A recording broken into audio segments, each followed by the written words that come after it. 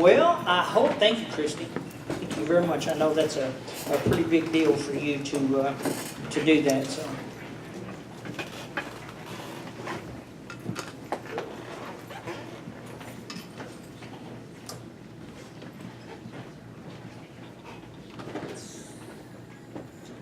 Okay. Don't want anybody to be alarmed. Everybody just sit still. But there is a snake that has gotten in the room. Are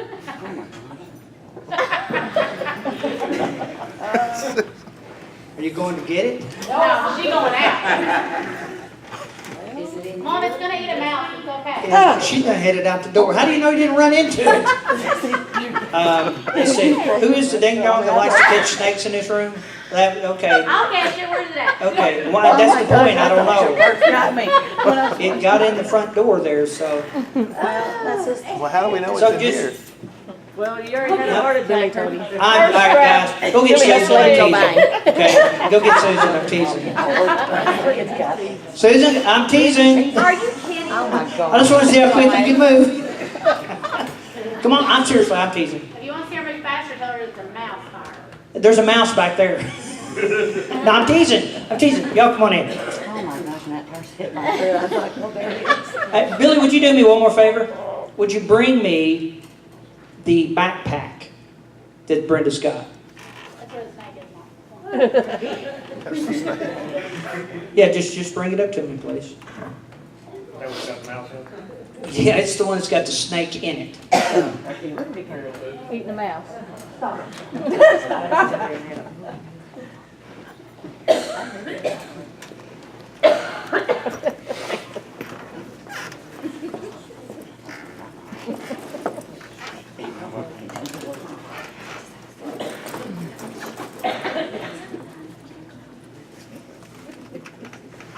Yeah, there you go. Well, how do you know where it's at? Held out their arm.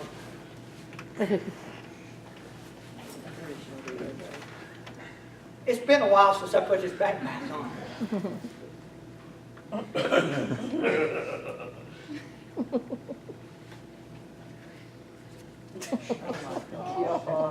That's just extra. We're just going to have to, y'all just going to have to make some assumptions here, okay? I thought I had one of those things that did that, so. All right.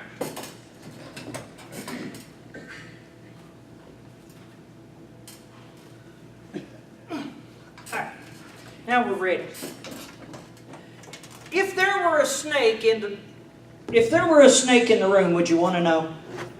Yeah, because I wasn't going to go outside. How do you know you didn't run into it? No, I don't. all right. So, all right, if there were a snake in the room, wouldn't you want to kind of isolate it maybe before you ran towards it? Or, I mean, I know that, see, that's what happens is we don't think. When stuff comes, we're like, ah! And then we just freak out. And we go whatever direction, right? And sometimes, I remember when I was a kid, I was running, some of y'all might have had a similar story to this, but this genuinely happened to me. I was running for my grandmother.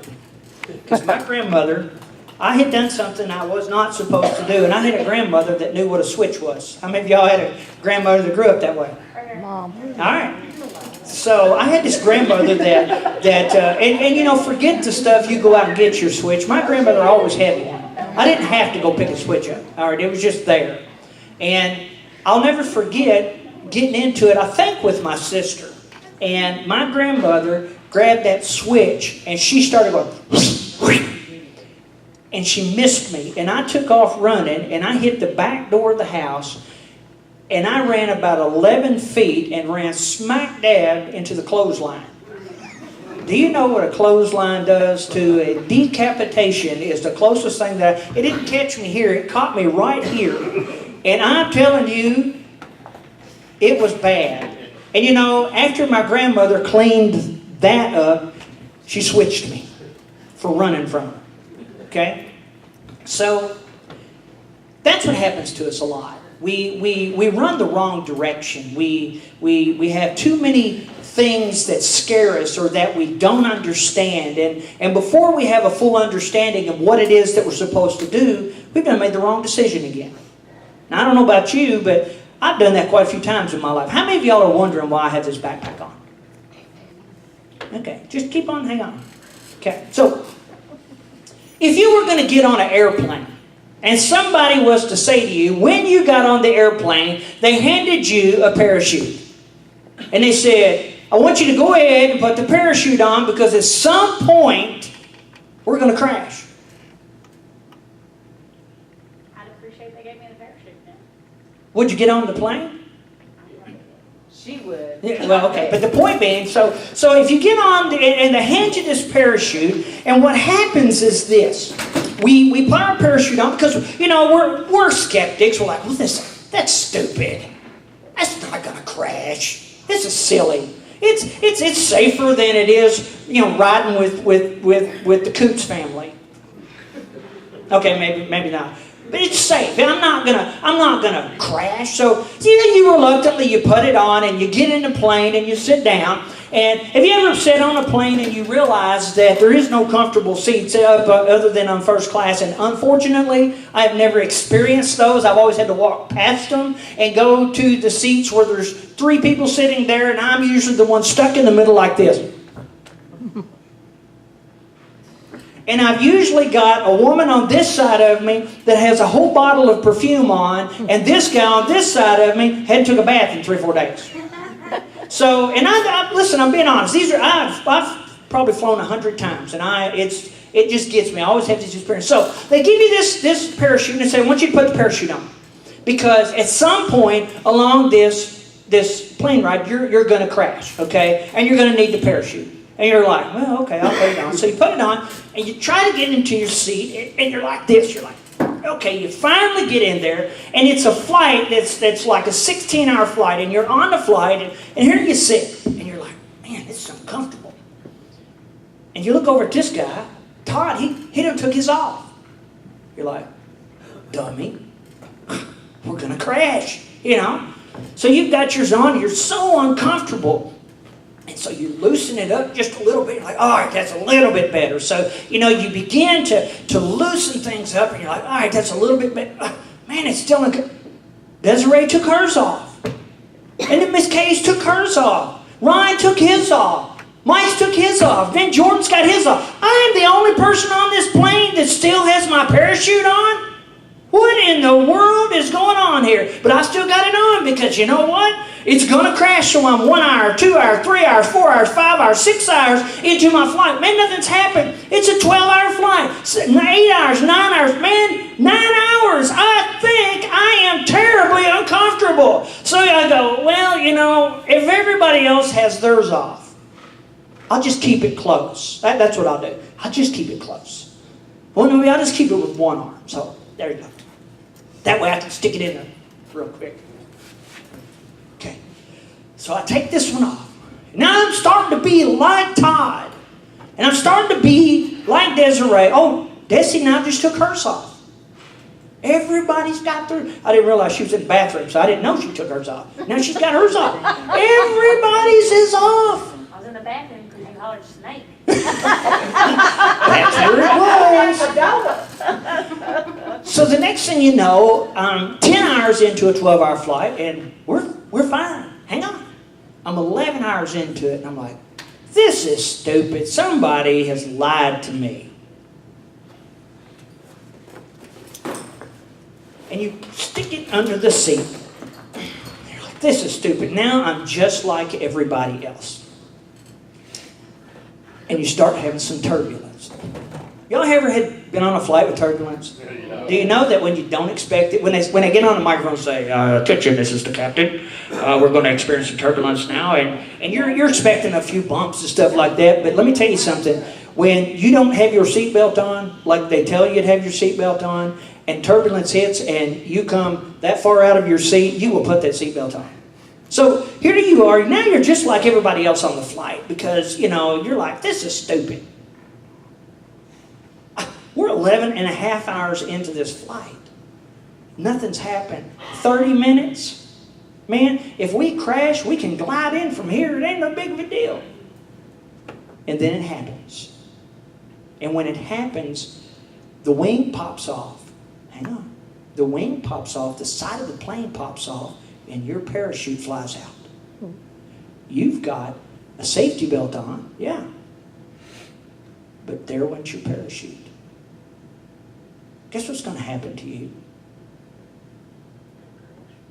You're going to wish you had that parachute on. That parachute is our salvation. The Bible is unfolding before us. And we are literally in a time period in history that is unparalleled. I'm not an alarmist. I am a realist. And I want you to understand something today. If you cannot look at the world around us and tell that we are spinning out of control, then friends, something's wrong. Years ago, I put a parachute on. And that parachute's name was Christ. I didn't want to have a parachute on. Any of y'all, I talked to Christy a couple of days ago. Was it Christy? Or was it Molly? Molly said, well, I knew you in high school and I never thought you'd be a preacher.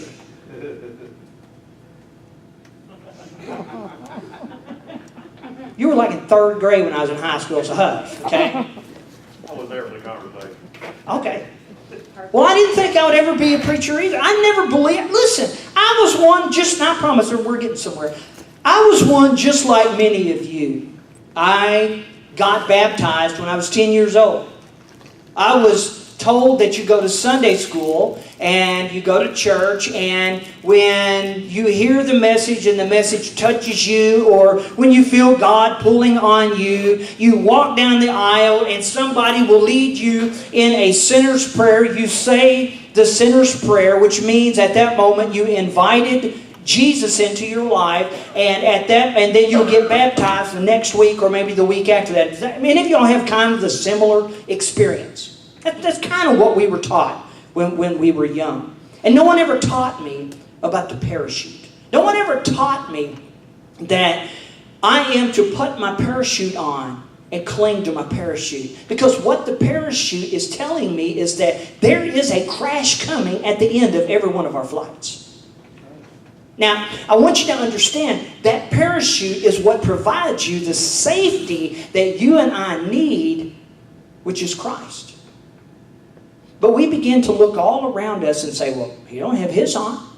I'm just as good as he is. I'm just as good as she is. I'm just as good as she is. And I'm probably better than that one is. And I'm a whole lot better than this one. So, you know what? I'm just not going to worry about it. I'm not going to worry about it. Well, what we need to be doing is buckling that thing on tighter and tighter and tighter. We've got 3 hurricanes that are brewing right now. Loss of life. We have earthquakes that are going on.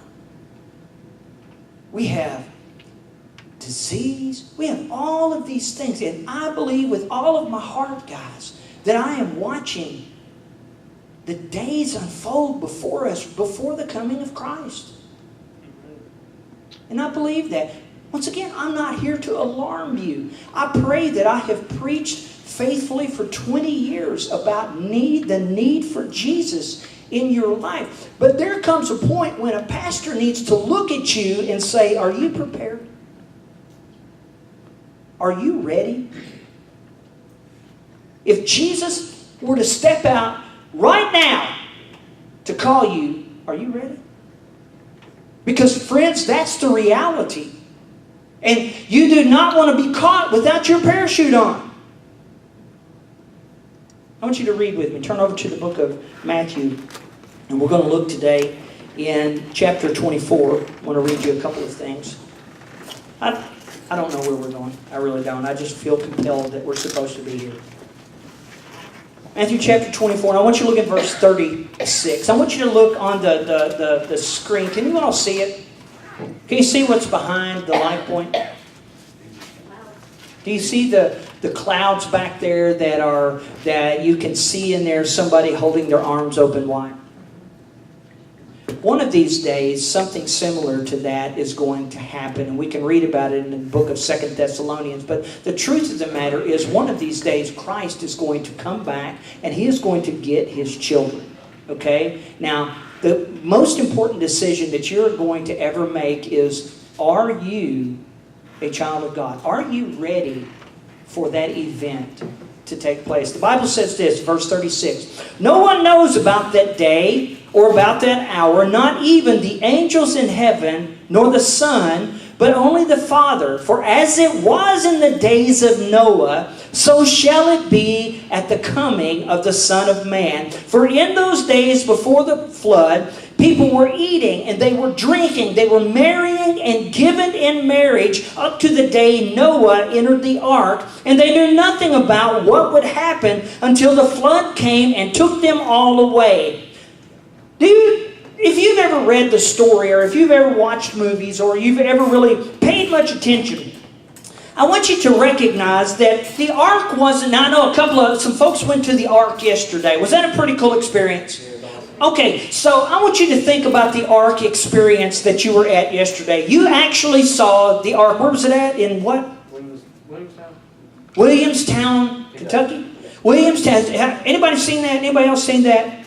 It's an actual ark. It is the ark. Not the ark, but it is built at the exact same size, taken dimensionally from Scripture, and they built an ark. Now, you can get on the website. It's called the Ark Experience or something like that, but you can look at it and see it, but it doesn't do justice to it, does it?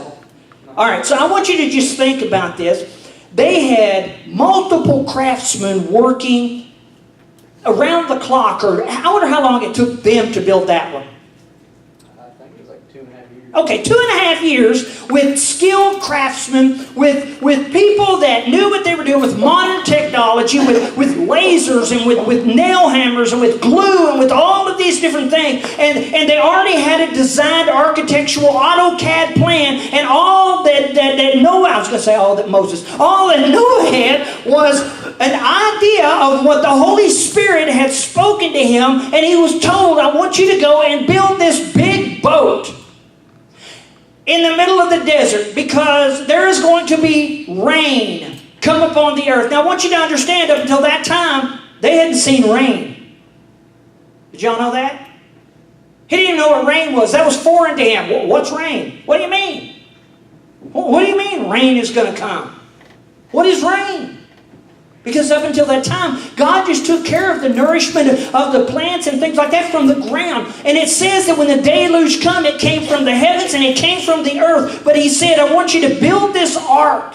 People watched Him and they said, what are you doing? What are you doing? What are you building? Why do you have that parachute on? Well, because God told me that there was going to be a destruction that came upon this earth, and I am going to build an ark. And people laughed at Him.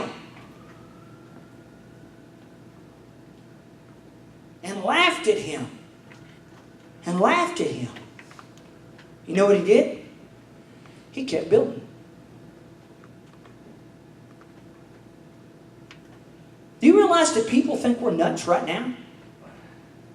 People all over the world right now think we're nuts. Did you realize that Hollywood has their take? We were talking about this morning, I think Todd and I. Hollywood has their take on what's going on with all of these hurricanes. Did you hear it? Hollywood really believes, I'm talking about these people that we pay money to watch, really believe with all of their hearts that this is Mother Nature's way of striking back at Donald Trump. Really? Have y'all not read this? Don't waste your time. I'm telling you that, but look it up. You're talking about an elevator that don't go to the top. But hang on. And this is what got me and Todd. But we won't, Hollywood, no one, well, we might, but no one will say, this is God's wrath against mankind, or this is God. We won't say that, but we'll say, oh, this is Mother Nature getting back at Donald Trump.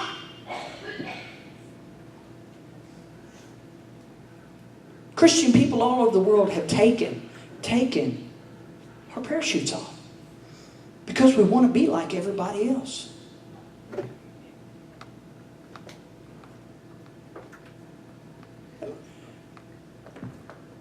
It says that they were eating and they were drinking. They were just living.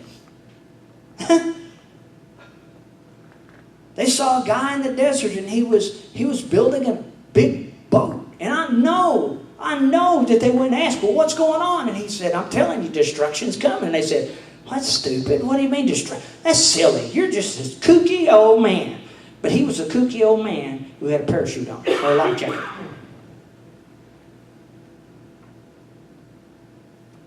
Hang on. How many of us in this room right now have already got one arm out of the parachute? That's not for me to say. But that's for you to talk to the Lord about.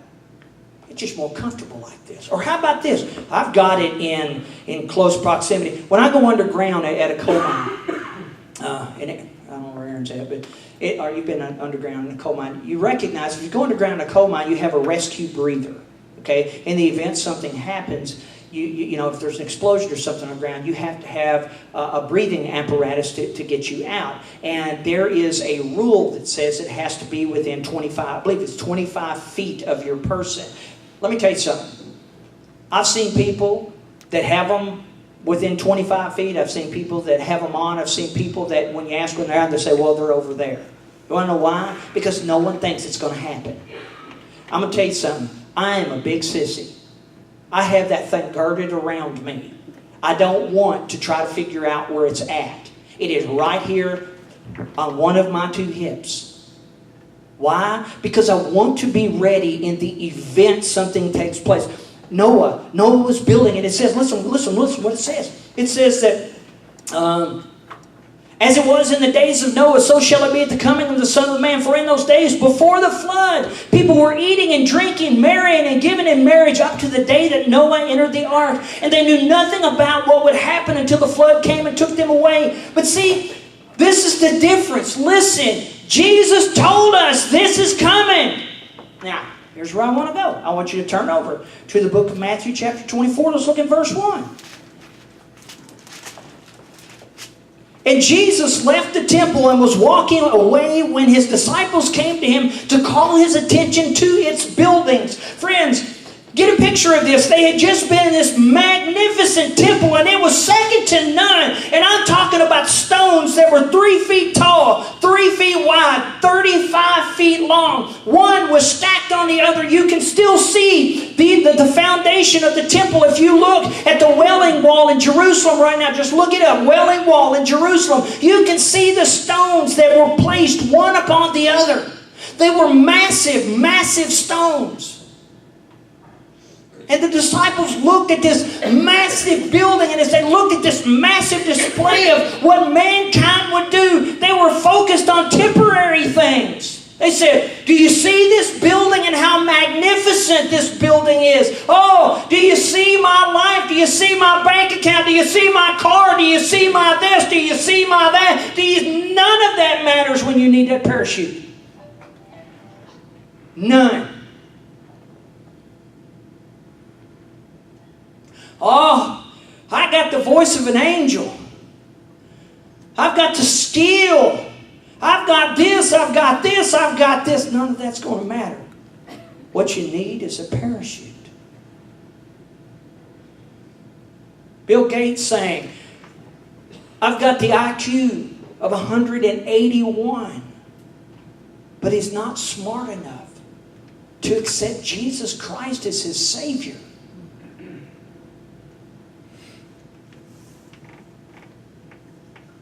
Oh, look at these magnificent temporary things.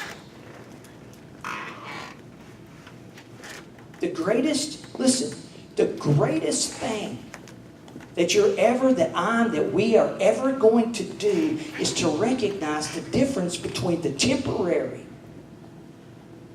and the eternal.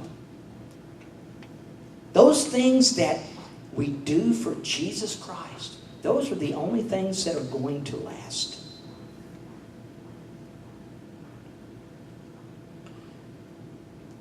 when I die,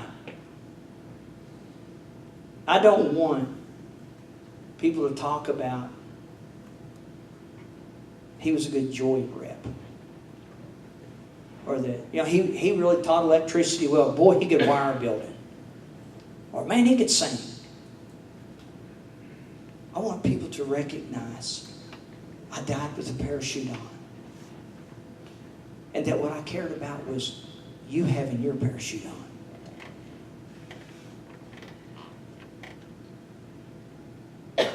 And I don't care what Hollywood says.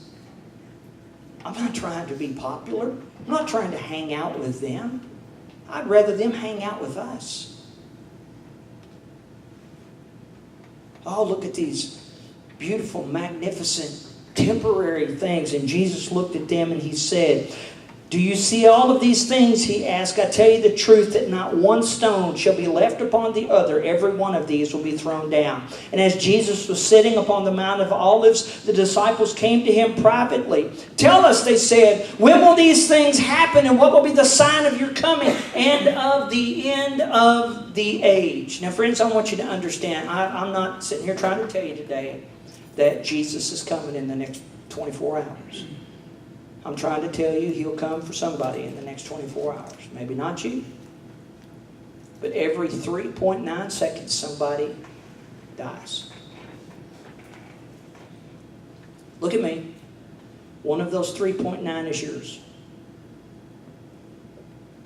And the Bible teaches us it is appointed once for man to die, then cometh judgment.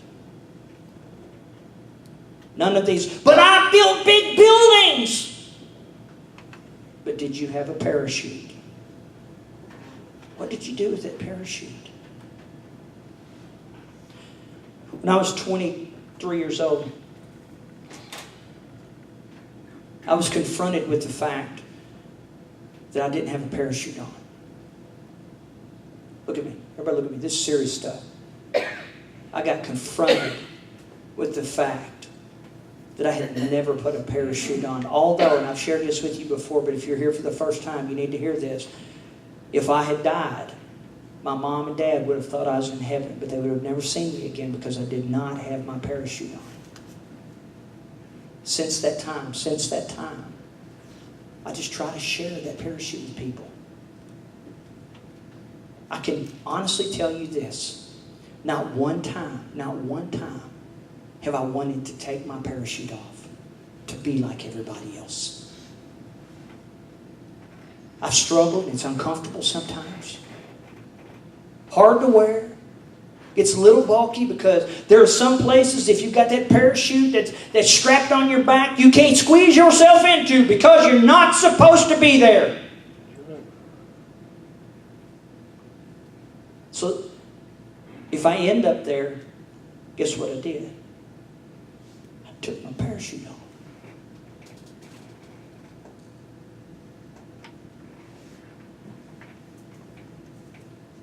He said this. Watch out that no one deceives you. Let me tell you what's deceiving.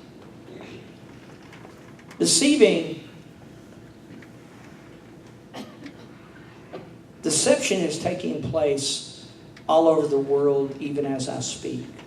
And it's taking place from pulpits. It's taking place not in pulpits. Deception is simple. I just mentioned a snake in the room. And it elicited a response from every one of you. I set it up with Billy. I said, come in from the side 45 seconds after I stand here. And he didn't know. I said, just whisper something in my ear. You see, I set up a deception. Easy to do. You want to know why I used a snake instead of a bunny rabbit? Y'all ain't scared of bunny rabbits. Well, maybe you are.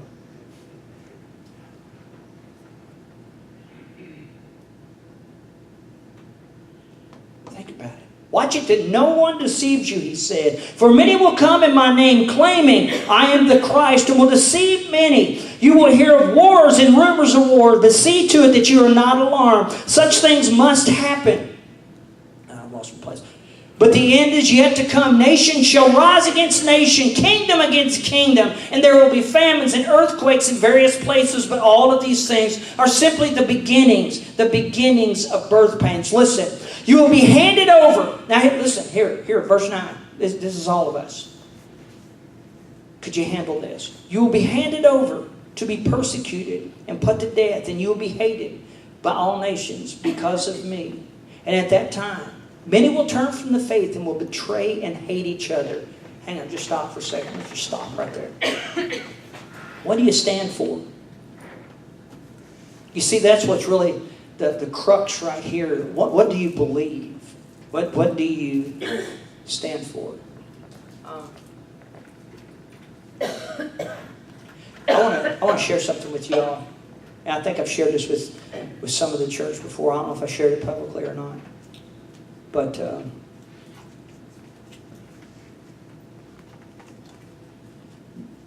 this is hard for me. When our son found out he was going to Turkey, that's not a good place to go. It's a place that hates Americans. And it's prevalent even on his base. He said they tolerate us, but they need us. That's why they tolerate us. And if you all remember a few years ago, like not a few months ago, maybe 18 months ago or so, we were seeing images of men being beheaded. Do you remember that? And the night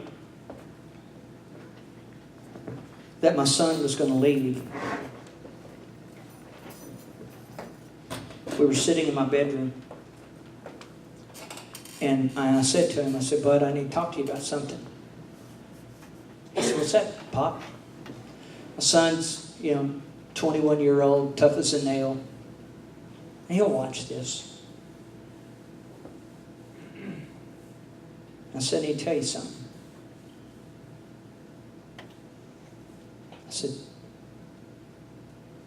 if that stuff happens to you and you're captured, fight to the death.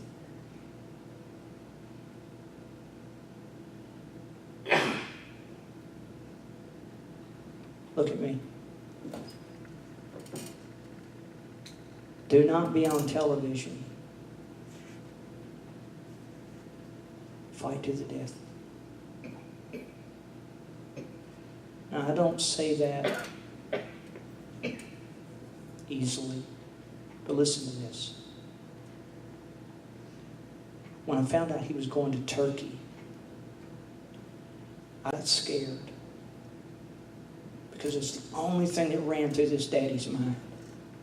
It's all I could see. It's my baby boy. My boy.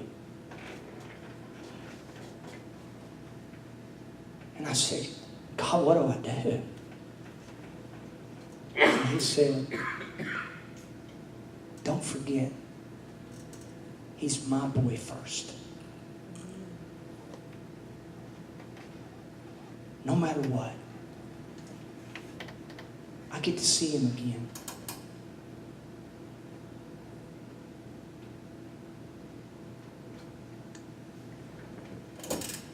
Listen to what he says.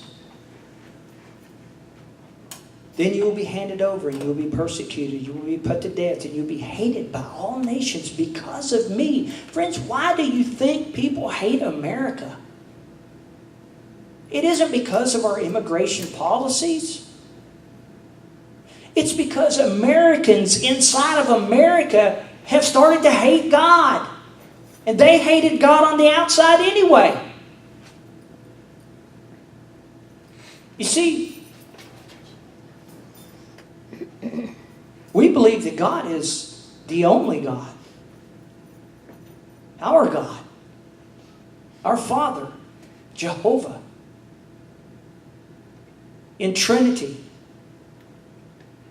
Father, Son, and Holy Spirit. And we say that If you do not believe in that God, you are believing in a false God. And that makes other nations, other kingdoms, other leaders, other people mad. And it also makes people within America mad. Because we don't just want God, we want God to be what we want Him to be. And I'm sorry, friends, but He's not. He is who He says He is. That's why He says, I am, not I am who you want me to be. Do not be deceived. I said this last week. If you don't understand who God is, you don't understand the decision you need to make, you don't understand where you're standing at, don't ask a bunch of people. Because you're going to get a bunch of answers. And I'm going to say something that sounds weird. Be careful asking God. Because when we have that conversation with God, about 87% of the time, we have already convinced ourselves what God needs to tell us. Seek the Word of God. It'll never lie to you. Black and white, baby. I'm telling you, it'll never lie. And then pray about what you see. This is what he says. I know our time is short. And he says, at that time, many will turn away from the faith and will hate and betray each other. Do you think it's possible? Listen, do you think it's possible for you to turn from your faith? Why would Jesus Himself warn us that many will turn from their faith? Let me just make something real simple for you. Brenda and I went out to eat the other night, and we were driving down the road in Owensboro, and there's this particular red light that was on. Does anybody know which red light I'm talking about? Now, I'm not talking about the one that's on the stop signs. I'm talking about the one that says, Krispy Kreme! And I had just made a covenant with myself. I need to eat better. And then the red light was on. And I betrayed myself. It was her fault. You know why? She said, you look like Brad Pitt already. No, I can promise you she's never said that. So here's what I said. Okay, I'm going to stop in here and I'm going to get just a few donuts. And I'm not going to eat that many. So I got a dozen glazed donuts and I got 3 of the chocolate cream filled. Anybody ever ate those? You know what I'm saying then? That was at 7:30 at night. 2 were gone by 9:30. 2 of the regular ones were gone along with them by 9:30. And I woke up at 1:30, 2:30, 3:30, 4:30, 5:30, wanting to eat that one last chocolate-filled one, but I felt bad. Because I thought, I have caved in. So I got up at 6 o'clock. I didn't even go to the bathroom. I just went right to the kitchen. I was eating that. I had it jammed all the way in my mouth before I started anything else for the morning. Hang on. Laugh. Do you understand how our senses play against us?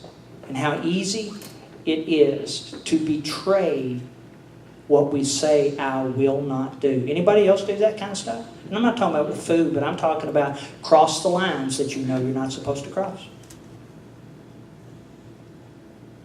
We're weak, right? So, all right, hang on. If we're weak in that situation, that's what Jesus is saying. He's saying that at that time, many will turn from the faith and will betray and hate each other. And many false prophets will appear and deceive many, many people. Guys, this is coming. Hang on. It's coming. Let me tell you about a different time. Okay?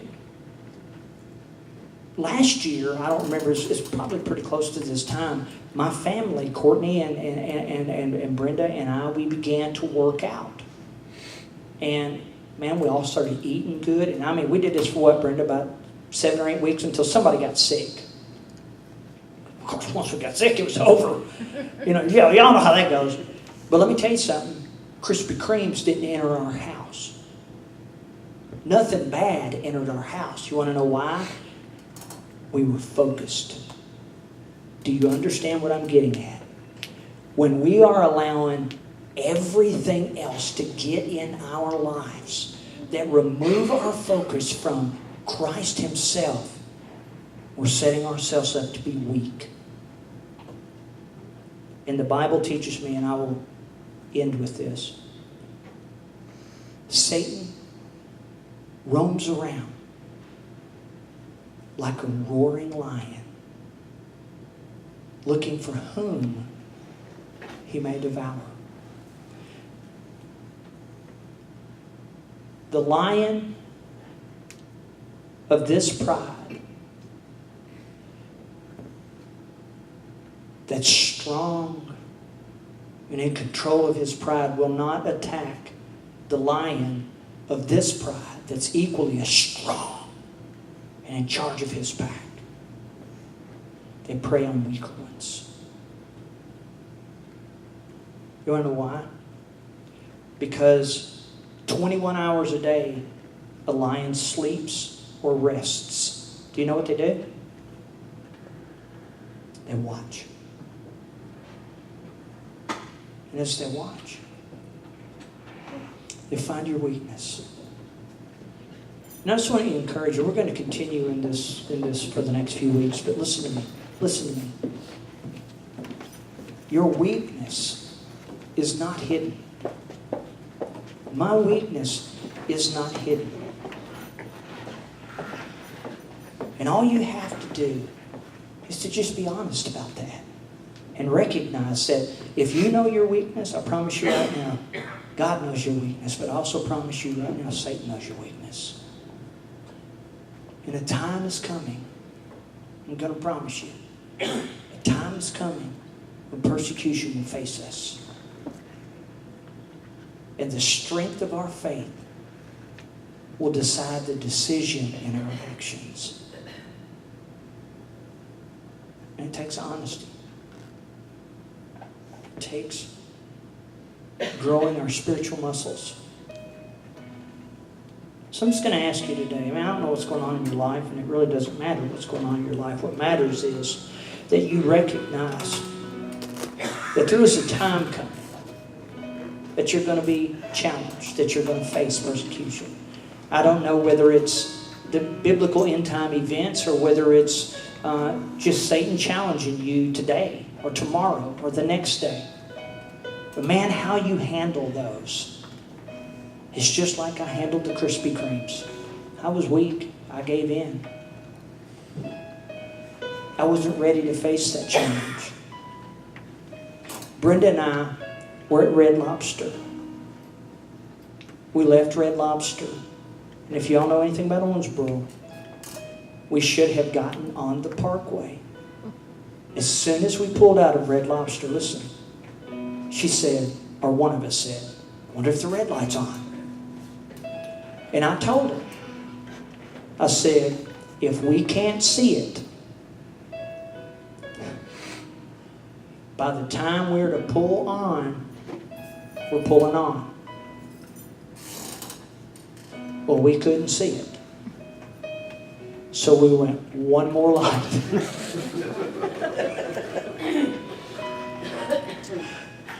And it was on. But do you understand? I wasn't ready. No matter what, I wasn't ready. What about you? Are you ready for what's coming against you? Man, it starts right here, guys. Right here. Maybe you just are being beaten down today and you just simply need some strength. Let me tell you something. I will help lift you up if you will help lift me up. I believe that's what a church is. Man, we ain't perfect people. We're a bunch of people that are a mess. We're a bunch of weak people. But together, we can be strong. What about it today? What about you? Let's pray with me. Father, we just want to take a moment. And Lord, whatever it is that's going on in our lives today, we know that there's a time coming that's going to be unparalleled. It's going to be a time when we are absolutely broken. It's going to be a time that's going to be horrible. It's going to be a time when Satan is going to plot against us and we are going to be in such a weakened phase that we're going to make bad decisions. But Lord, until that time, we still make those bad decisions. I just want to pray right now that each of us will get serious about what's going on. The world around us is spinning out of control, or maybe it's just my world spinning out of control. Either way it goes, I just want to ask right now that you speak to our hearts, and whatever it is that we need to do, that we'd step out. So I lift this time up to you in Jesus' name. Amen. This time is for you.